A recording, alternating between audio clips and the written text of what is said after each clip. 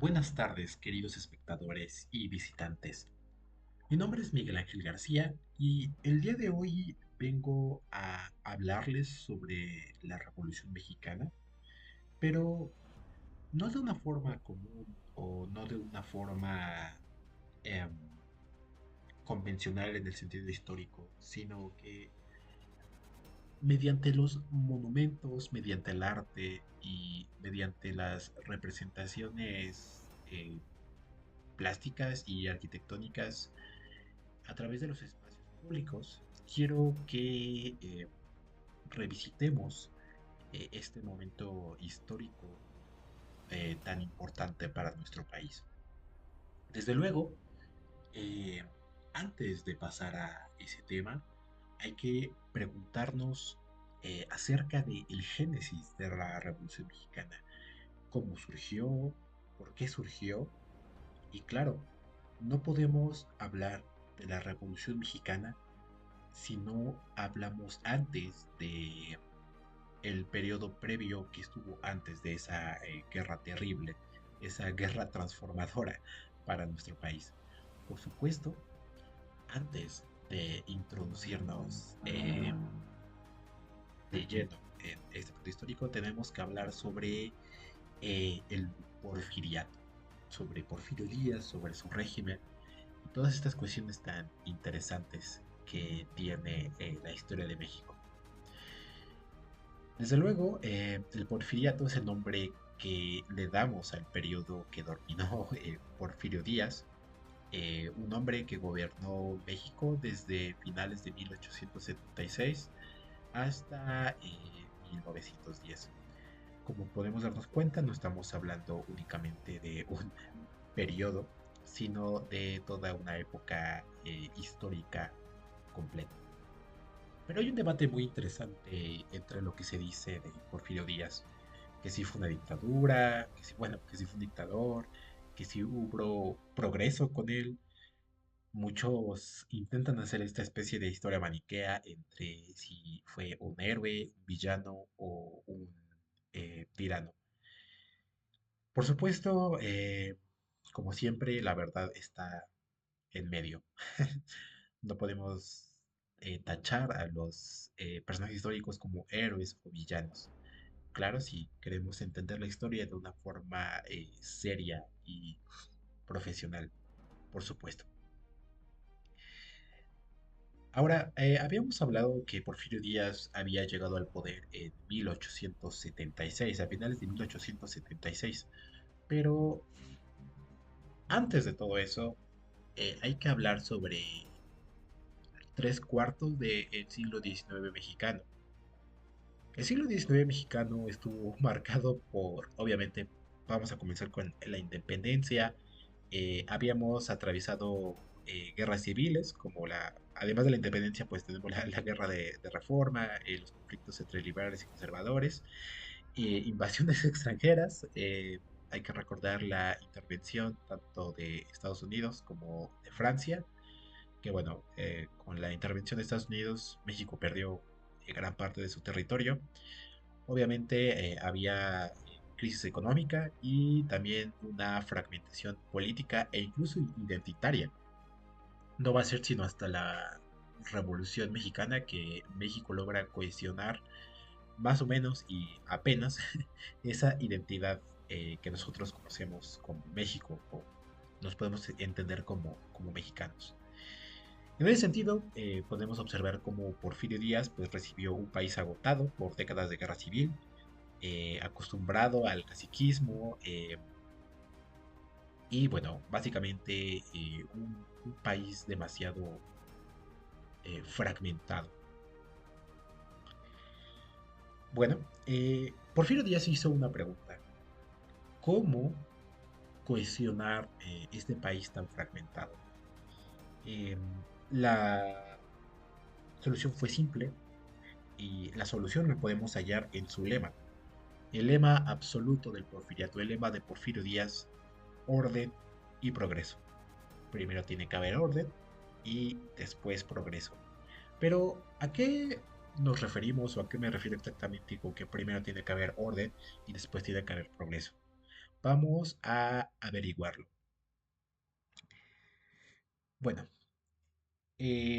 Porfirio Díaz logró establecer una paz. Hay un término del cual se habla mucho que se llama la paz porfiriana, eh, que bueno, como vamos a ver más adelante, fue una paz que básicamente se impuso a la fuerza. Pero bueno, el país estaba en transición, fue una transición desigual e incompleta. Eh, es verdad que hubo crecimiento económico, pero las transiciones, eh, perdón, la brecha entre desigualdad entre las sociedades seguía siendo pues extremadamente larga, extremadamente grande. También hay que recordar que una de las razones por las cuales Porfirio Díaz llegó al poder fue, aunque no lo parezca y aunque parezca irónico o prácticamente un chiste, Porfirio Díaz llegó al poder con esta idea de antireelección, con su plan de Tuxtepec y también bajo esta idea de antireeleccionismo. Al principio del gobierno de Díaz, eh, él buscó respetar esto que él mismo promulgaba, esto de la antireelección, mantuvo elementos de las leyes de reforma, eh, trató de conciliar a los viejos enemigos del siglo XIX, a los conservadores, a los defensores de la iglesia, pero no solo trató de conciliarlos, sino que poco a poco fue integrándolos en su gobierno.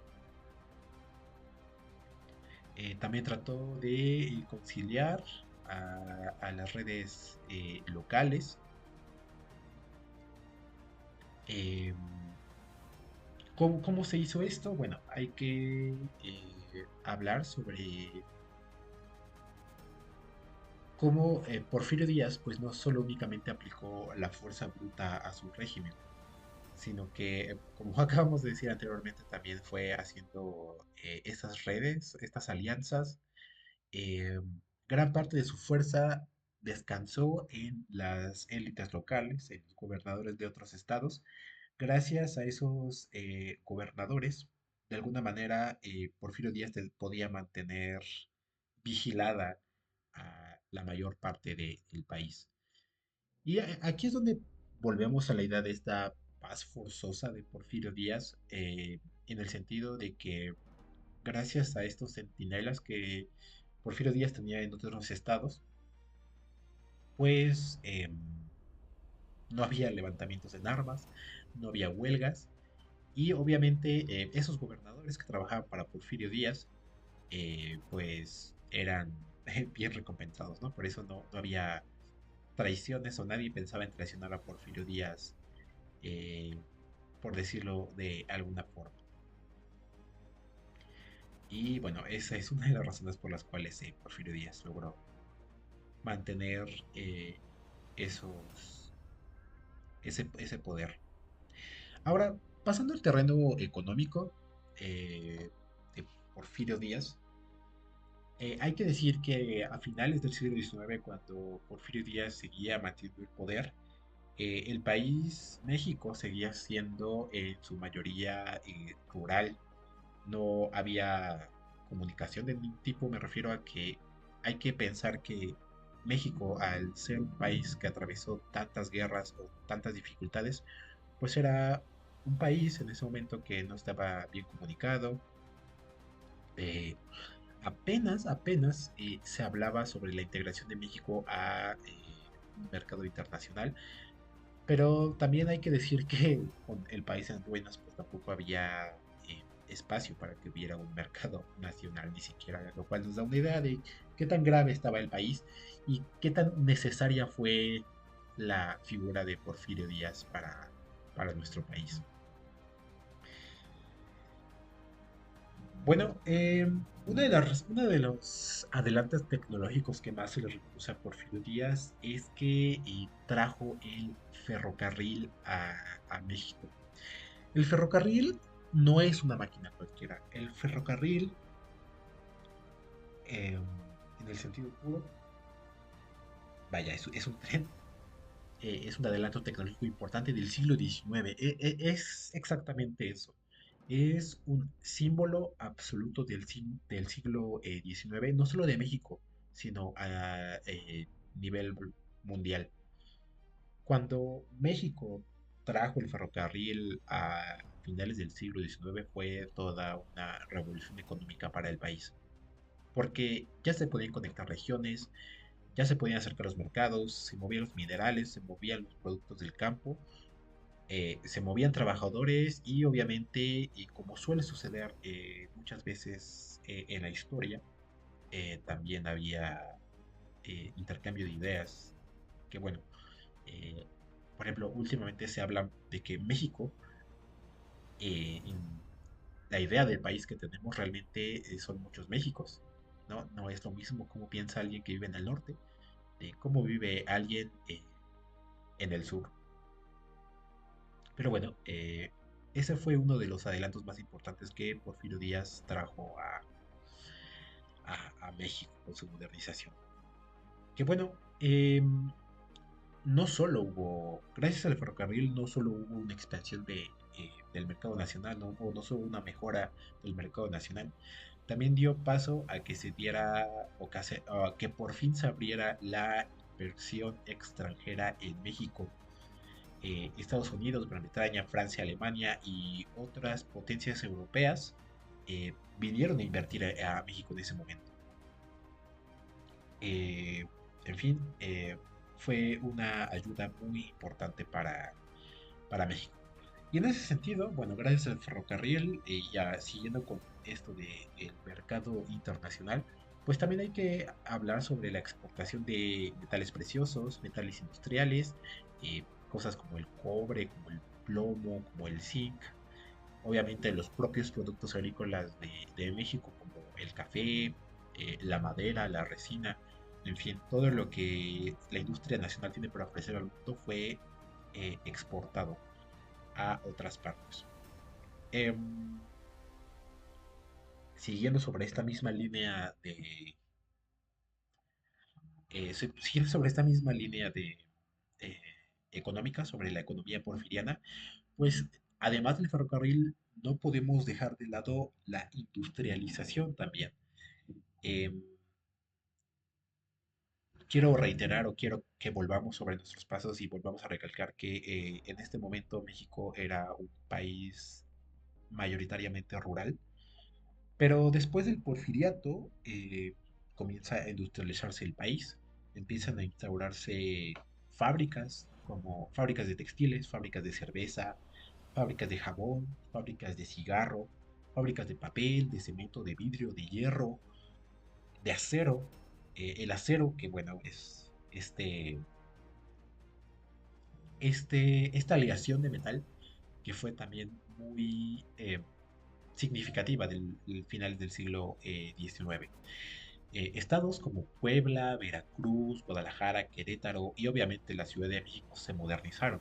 Y es en esta misma época en donde el norte, lugares como Monterrey, Torreón y Chihuahua, empiezan a experimentar este crecimiento económico que hasta el día de hoy mantienen y por el cual, bueno, la gente del norte, no me dejará mentir, está muy orgullosa de esa industria que tiene el norte. Em, Obviamente, no podemos dejar de lado que mientras unos pocos se enriquecían, unos pocos hacendados, unos pocos capitalistas burgueses, si podemos decirlo de alguna forma, se enriquecían, pues la población, el campo, bueno, principalmente los campesinos se empobrecían cada vez más y muchas veces la propiedad privada crecía a costa de la a costa de la propiedad comunal de los pueblos originarios y bueno, los campesinos en general. Había riqueza, pero no hubo mecanismos de redistribución de esa riqueza. Y fue precisamente ese uno de los mayores errores del porfiriato. Eh, ya que hablamos de la industria, esta vez podemos ahondar un poco en cómo era la sociedad porfiriana, que es otro de esos símbolos importantes que no podemos dejar de lado. Em, ya sabemos que, bueno, ya habíamos hablado que la riqueza se concentraba en las élites porfirianas, es decir, la riqueza se concentraba únicamente en los hacendados, en los banqueros, en los capitalistas industriales y obviamente eh, en los comerciantes. Debajo de esa élite teníamos a la clase media, rancheros, pequeños propietarios, antiguos mineros, administradores, capataces, profesionistas, pequeños comerciantes y obviamente básicamente eh, todo aquel que se dedicara a una actividad comercial que no fuera pequeña. Pero hay que decir que la mayor parte de la población de México seguía siendo popular o rural. Hay fuentes que dicen que incluso esta mayoría llegaba al 80% de la población, al 90% de la población. Entonces, bueno, no es de extrañarse que la riqueza del porfiriato no se distribuyera. Había pequeños campesinos, había campesinos sin tierra, había asalariados, trabajadores temporales, pero aquí también tenemos que hablar de uno de los fenómenos más importantes del de, el porfiriato.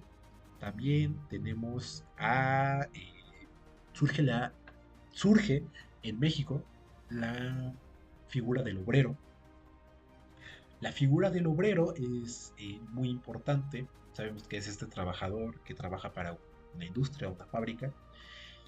En esta época el salario era muy bajo y sin embargo eh, la industria fue creciendo tanto y las condiciones del campo estaban tan mal que empieza a darse un fenómeno muy interesante que son las migraciones del campo a la ciudad. Pero no hablo de migraciones pequeñas, estoy hablando de migraciones masivas, realmente muy grandes. Y obviamente las condiciones en las fábricas pues, eran deplorables, estamos hablando de que eran jornadas de 12 a 14 horas diarias por un salario de muerte, bueno, salario no te alcanza para nada. Y también hay que decir que, bueno, los obreros vivían hacinados prácticamente en los bloques donde vivían. Surge también las vecindades, aquí es donde empiezan a surgir realmente las vecindades, tal cual como las conocemos ahora eh, en México. Em, bueno, una de las razones por las cuales se le recuerda a Porfirio Díaz también, si podemos darle un punto a favor, por decirlo de alguna forma, también es el embellecimiento de la ciudad. Pero, por ejemplo, aquí podemos observar de una forma más clara cómo el gobierno de Porfirio Díaz pues, está lleno de contradicciones. Por un lado tenemos, por ejemplos, por tomar uno de muchos ejemplos, la construcción del Banco Nacional de México, que fue construido hacia 1900, que, bueno, podemos ver que además de esa modernización urbana, pues también vemos esa modernización de la cual veníamos platicando anteriormente. Esta modernización este, dirigida hacia el comercio, hacia la banca. Eh, Hay muchos edificios emblemáticos, pero creo que uno de los espacios públicos más emblemáticos que hasta el día de hoy se sigue conservando de una forma sublime, de una forma bella, sin lugar a dudas, es el Paseo de la Reforma. El Paseo de la Reforma que si tienen posibilidad de ver fotos, se van a dar cuenta que está basado completamente en los Campos Elíseos de París. Es prácticamente una copia exacta. También hay que decir que ese espacio, en la época de Porfirio Díaz, también fue de los primeros en tener alumbrado de gas y también alumbrado eléctrico. Hay que recordar que, bueno, en ese momento la iluminación apenas estaba comenzando. En cuanto a otros factores urbanos, pues también tenemos que decir cómo. las élites porfirianas fueron creando fraccionamientos del centro de la ciudad, fraccionamientos que hasta el día de hoy podemos ver. Eh, por ejemplo, ahora mismo se me ocurren dos. Tenemos eh, colonias como Clavería que claramente tiene una influencia porfiriana, y también la famosísima Condesa, la Condesa que obviamente tú la ves en su estructura básica y básicamente son de casas de campo creadas para la élite porfiriana. Otro aspecto muy importante del porfiriato, tan importante que incluso hay estudios muy interesantes relacionados con eso, es la promoción de la higiene. En este momento también empiezan a promocionarse la vacunación, hay lucha, hay campañas contra el alcoholismo, hay restricciones en las pulquerías, en fin. Como puedes observar, había una obsesión muy grande por el orden, la moral y la salud pública. En ese sentido, podemos ver cómo el porfiriato no quería encargarse únicamente de la salud de los cuerpos, sino que también quería encargarse de modernizar o erradicar algunas costumbres populares para dar al mundo esta visión de modernidad que Porfirio Díaz quería proyectar ante el mundo. En el campo cultural, pues vemos como el gobierno de Porfirio Díaz le apostó a la ciencia, a la razón, básicamente todo lo que llegaba de Europa, pero concretamente todo lo que llegaba de Francia. Y hablando de esa ciudad de Francia, no podemos dejar de lado una idea muy importante, o más bien una corriente filosófica muy importante, que se llama el positivismo. ¿Qué es el positivismo? Básicamente es esta idea de que todos los aspectos de la humanidad, o sea, absolutamente todos, tenían que estar regidos bajo el método científico.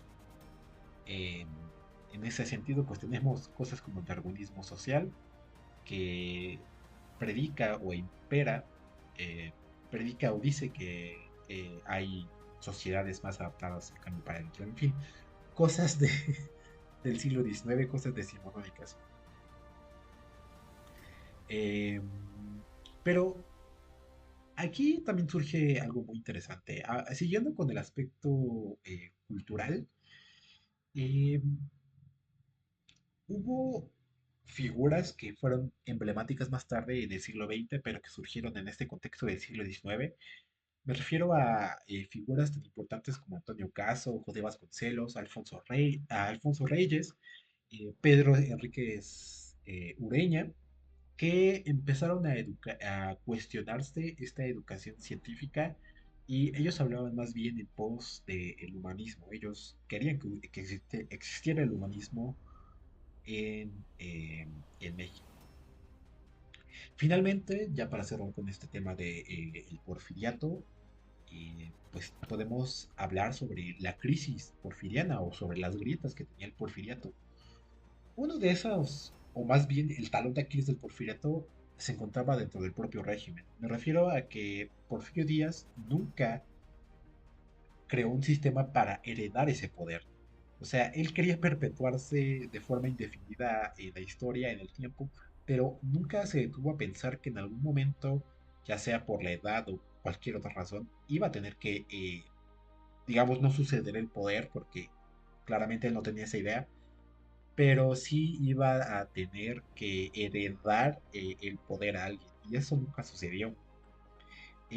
También tenemos, vemos cómo Porfirio Díaz no sabía lidiar con problemas sociales, tales como las huelgas, las movilizaciones. Por ejemplo, en 1906 eh, tenemos estos pasajes históricos muy trágicos. Me refiero sobre la huelga de Cananea y Río Blanco, que terminaron en tragedia. Y ahí surgió uno de los, una de las frases más icónicas de Porfirio Díaz: mátalos en caliente. Claramente, bueno, Porfirio Díaz no estaba preparado para el conflicto.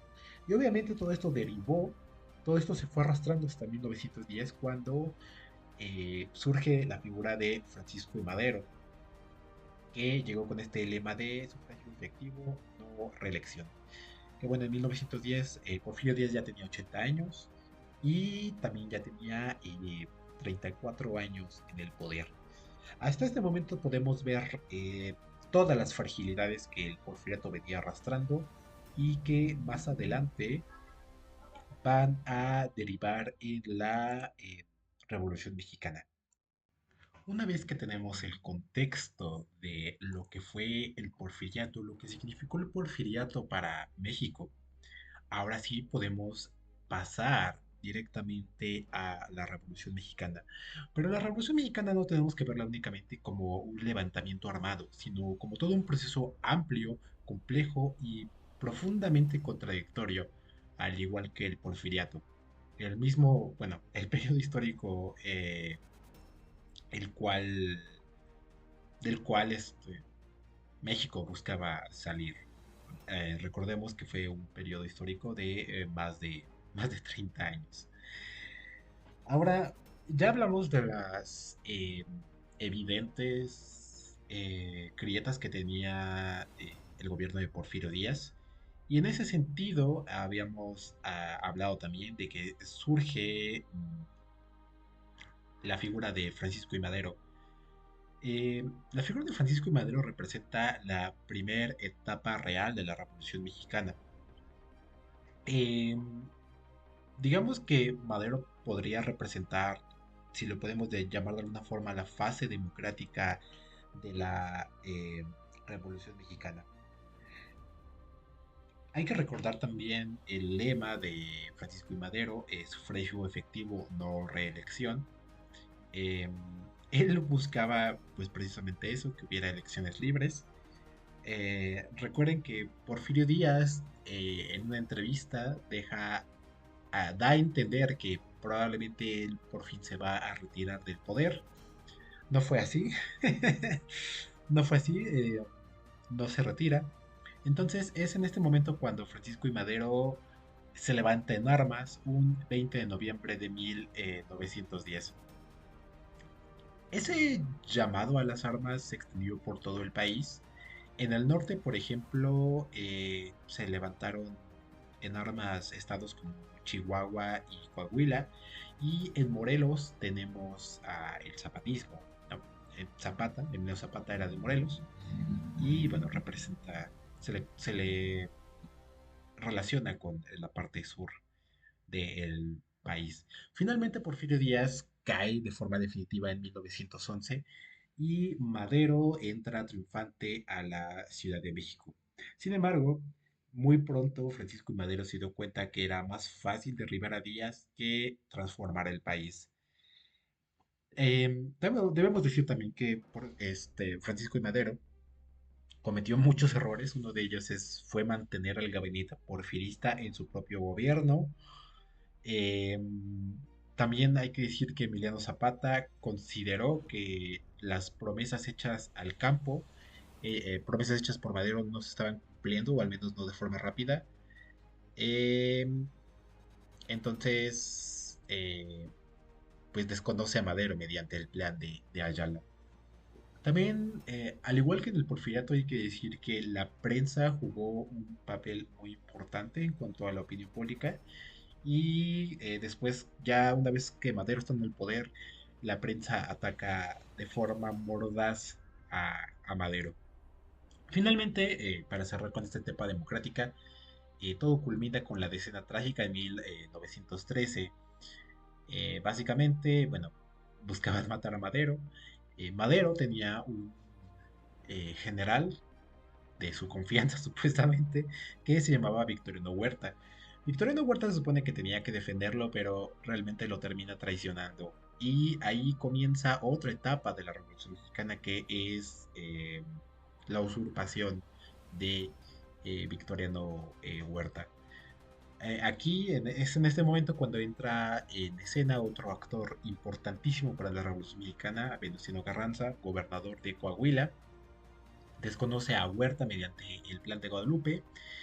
eh, aquí inicia la etapa constitucionalista de la Revolución Mexicana y bueno, con él agrupa fuerzas para derrocar a Huerta. Entre uno de sus generales, o bueno, altos mandos de confianza, había un hombre llamado Álvaro Obregón. Y bueno, Francisco Villa también se alinea con él. Finalmente todos se unen y logran derrocar a Huerta en 1914. Pero esto no marcó el fin de la revolución, sino que ahora entramos en otra etapa de la revolución llamada conocida como la lucha de facciones. O bueno, eh, am- podemos hacer una amalgama, ¿no? Podemos cohesionarlas en algo que podemos llamar la lucha de facciones. Pronto nos damos cuenta que Carranza, Villa y Zapata no tenían el mismo proyecto de país, lo cual va a crear problemas más adelante. Se supone que habían hecho una convención en Aguascalientes para lograr la conciliación entre todas estas facciones, pero eh, no logró nada. Finalmente, bueno, no, finalmente, en parte del avance de la lucha de facciones es cuando Obregón logra derrotar a Villa, pero bueno, el zapatismo siguió resistiendo en el sur por un tiempo más. Ahora, pues hablando sobre la economía, en el aspecto económico de la Revolución Mexicana, pues básicamente es un heredero del porfiriato.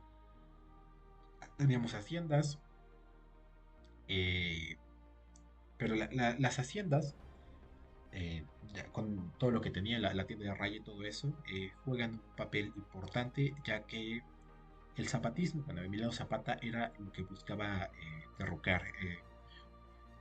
Traigo a escena a Zapata porque obviamente una de las peticiones más importantes que tenía la revolución era que se repartieran las tierras de una vez por todas, ¿no? Estaba ese sueño eh, campesino. Eh, en materia económica no hay tanto que decir en el sentido de que debemos eh, pensar, bueno, debemos ponernos en contexto de que México estaba en guerra, entonces la economía estaba prácticamente detenida, ¿no? La economía sufrió enormemente con esta guerra del siglo XX, al igual que sufrió con las guerras del siglo XIX. Sin embargo, si nos pasamos al aspecto social, una vez más, bueno, creo que el actor más importante de la Revolución Mexicana, sin lugar a dudas, es el campesino. El campesino, porque si bien la figura del campesino no inició la revolución como tal, fueron ellos quienes lucharon la revolución para prácticamente todas las facciones. Lo mismo campesinos eh, que obreros. Por ejemplo, en la Casa del Obrero Mundial se organizaron los llamados batallones rojos, que eran facciones que apoyaban tanto a Villa, perdón, apoyaban a Carranza para pelear contra Villa y Zapata. Y si nos detenemos un momento aquí, podemos ver que fue algo un poco cruel, porque básicamente fue una guerra entre campesinos y obreros ideados por una élite. La clase media también tuvo un papel importante en la Revolución Mexicana. Tenemos a periodistas, abogados, maestros, intelectuales, profesionistas, y en fin, eh, toda una clase social que participaba en el antirreeleccionismo y fueron ellos mismos quienes criticaron a Porfirio Díaz y fueron ellos mismos los que criticaron después a los nuevos gobiernos revolucionarios. Así que la clase media tuvo un papel importante. Tampoco podemos dejar de lado la figura del caudillo, eh, figuras como Villa, Zapata, Carranza, en fin, otros jefes también tuvieron un papel muy importante en ese sentido. Y para cerrar con el aspecto social, tampoco podemos dejar de lado a las mujeres. Las mujeres siempre estuvieron presentes. Eh, es en esta guerra, en la Revolución Mexicana, donde surge la figura como la figura de la Adelita, que fueron soldadas, bueno, soldaderas, como propagandistas, mensajeras, maestras, periodistas, enfermeras, y en fin, tuvieron un papel muy importante en la Revolución Mexicana. Finalmente, ahora sí, para darle un cierre a la Revolución Mexicana, el producto de la Revolución Mexicana fue la Constitución de 1917, porque esta constitución es importante porque es en ese momento cuando por fin se resuelven o por fin se hacen constitucionales muchas demandas que no solo se dieron en la revolución, sino que venían de años atrás. Tenemos el artículo 3 que abordó el tema de la educación, el artículo 27 que habla sobre la propiedad de la tierra, tenemos el artículo 123 que habla sobre los derechos laborales, y el artículo 130 que eh, marca o hace una conciliación o más bien pone un límite entre la participación del Estado y la Iglesia.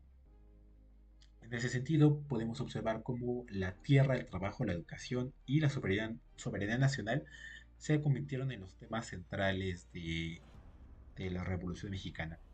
Aunque debemos decir que muchas de esas demandas tardaron muchas décadas en aplicarse, lo cierto es que esa constitución pues fue un parteaguas, no solo para, no solo para ese momento, para la Revolución Mexicana, sino también para nosotros como sociedad.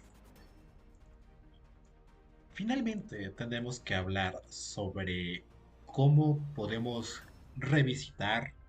¿Cómo podemos acercarnos todavía más a la Revolución Mexicana, más allá de lo que dictan los libros, de lo que dicta la historia, incluso de lo que dicta el discurso nacional? Así que, querido visitante, para ti he preparado 5 lugares icónicos que puedes visitar ahora mismo. Si te interesa más este tema de la Revolución Mexicana y, por qué no, también parte de la historia del porfiriato. El primer lugar que te voy a recomendar o que puedes visitar si te interesa ahondar más en este tema de la Revolución Mexicana, obviamente es el monumento a la Revolución. Este monumento es símbolo de la Ciudad de México y tiene una historia muy interesante.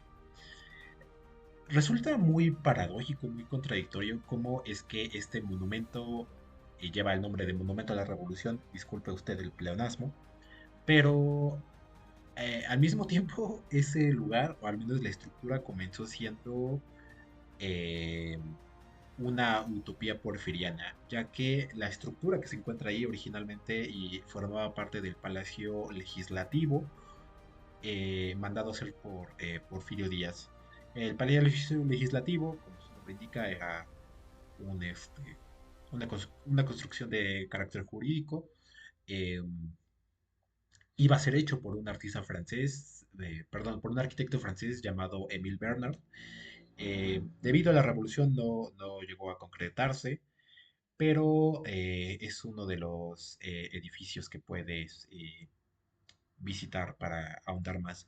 Además del monumento, en el cual puedes acceder, puedes subir. Debajo del monumento puedes encontrar también eh, un museo dedicado enteramente a la Revolución Mexicana. Así que si quieres ahondar más, es una parada obligatoria prácticamente. El segundo museo que puedes visitar relacionado con la Revolución Mexicana, por supuesto, es el Museo Casa Carranza.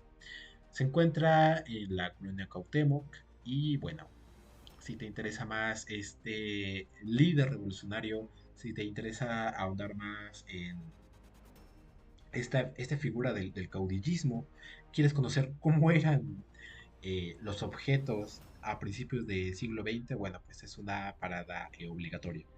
Como mencionamos a lo largo de este video, recuerda que Carranza forma parte importante, pues no solo de la revolución, sino que marca esa lucha constitucionalista, esa lucha que se dio o se buscó dar a través de la legalidad de ese momento y que gracias a él tenemos la constitución de 1917 que, como hablamos en este video, pues vaya, no es cualquier constitución, es una constitución que hasta el día de hoy nos rige y gracias a esa constitución gozamos muchos, o algunos de los derechos más importantes que tenemos hoy en día como ciudadanos mexicanos.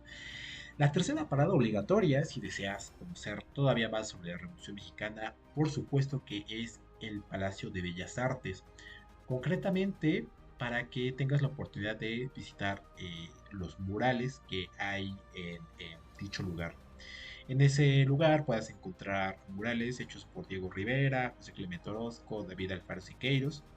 Y también tiene una historia muy interesante, ya que ese edificio también pertenece al Porfiriato, pero no se concretó hasta la década de los 30, o sea, mucho después de que Porfirio Díaz salió del poder. Y es que hablar del movimiento muralista no es cualquier cosa.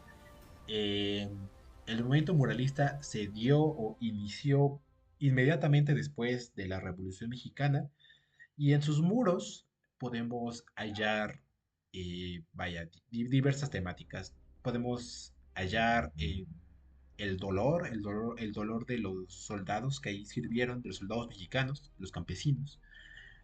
Podemos ver crítica social, crítica política, en fin, un sinfín de tópicos que hasta el día de hoy siguen resonando. El cuarto lugar que te quiero recomendar es el Museo Mural Diego Rivera. Se encuentra en la Alameda Central y en ese lugar vas a poder visualizar de forma completa el mural de Sueño de una tarde dominical en la Alameda Central. Es un mural de gran formato. Vale la pena visitar únicamente ese mural, ya que ahí Diego Rivera plasma prácticamente toda la historia de México. Hay muchísimos personajes de muchas épocas, bueno, prácticamente de todas las épocas de México hasta el momento del que el mural fue pintado. O también tiene crítica social. En fin, es una parada obligatoria si estás en la Ciudad de México y deseas ahondar un poco más en el tema de la Revolución Mexicana. Finalmente, el último lugar que te quiero recomendar, obviamente, es el Colegio de San Ildefonso.